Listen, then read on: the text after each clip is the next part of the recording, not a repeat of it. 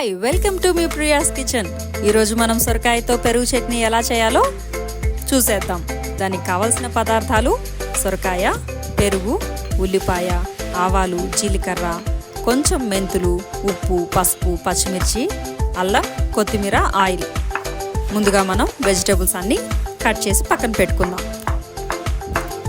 ముందుగా సొరకాయని శుభ్రంగా క్లీన్ చేసుకొని చిన్న చిన్న ముక్కలుగా కట్ చేసుకుందాం. సొరకాయ తర్వాత ఉల్లిపాయని, కొత్తిమీరని కూడా ఇలా సన్నగా ఫైన్ చాప్ చేసుకొని పక్కన పెట్టుకుందాం.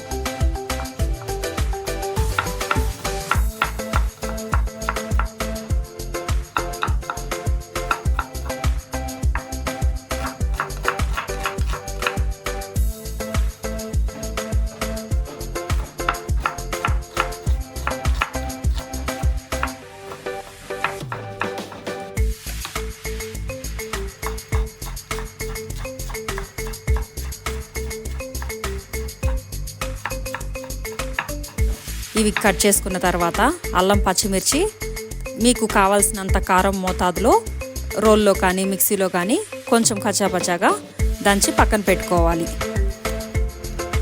ఇప్పుడు కర్రీ ప్రిపరేషన్ ప్రాసెస్కి వెళ్ళిపోదాం.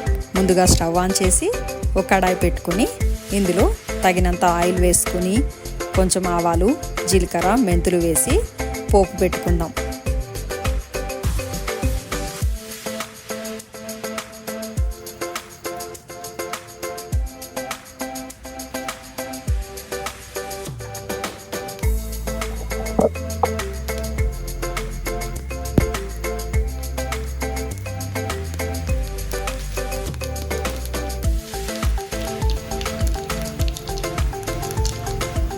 ఇలా పోపు మగ్గిన తర్వాత ఇందులో కరివేపాకు, సొరకాయ ముక్కలు వేసి తగినంత ఉప్పు, తగినంత పసుపు వేసుకొని ఫ్రై చేసుకుందాం. ఒక 5 నిమిషాలు మగ్గిన తర్వాత మూత పెట్టి ఉడికించుకోవాలి.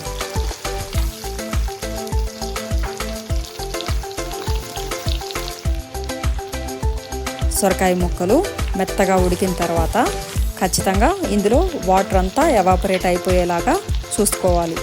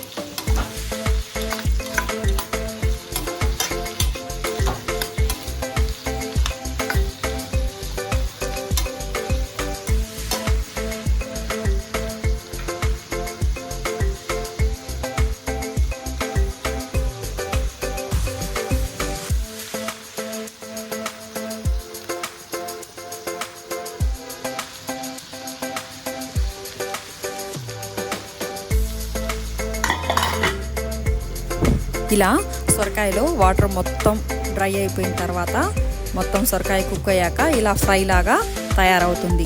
దీన్ని మనం స్టవ్ ఆఫ్ చేసి పక్కన పెట్టుకొని కొంచెం టెంపరేచర్ తగ్గిన తర్వాత అల్లం, పచ్చిమిర్చి పేస్టు, ఉల్లిపాయ ముక్కలు, కొత్తిమీర వేసి మిక్స్ చేసి మరి కాసేపు చల్లారే వరకు పక్కన పెట్టుకుందాం. పూర్తిగా చల్లారిన తర్వాత పెరుగుని దీంట్లో మిక్స్ చేసుకుందాం.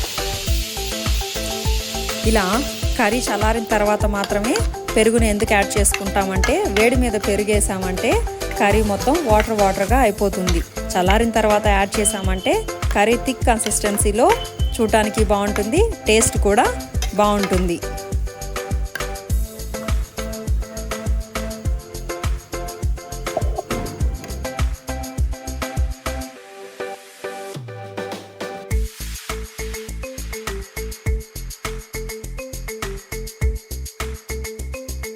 దీన్ని రైస్కి కానీ రోటీస్కి కానీ ట్రై చేయొచ్చు. తప్పకుండా ట్రై చేస్తారు కదూ. నచ్చితే లైక్ చేసి కామెంట్ చేయండి. Thank you for watching me Priya's kitchen.